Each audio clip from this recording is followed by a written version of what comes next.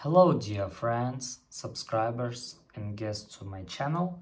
In this video I want to show and tell you how to fix Discord not working on iPhone. Please put your like, subscribe to my channel and share this video with your friends. Let's get started.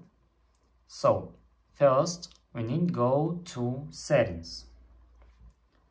After that scroll down and click General.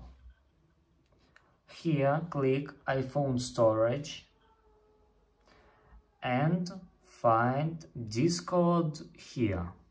Click Show All and click Discord. After that click Offload application, and this is first method. Let's try second method. You need just try to delete Discord application and download it again. And that's all.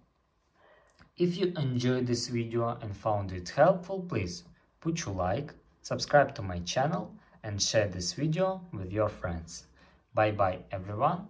See you later.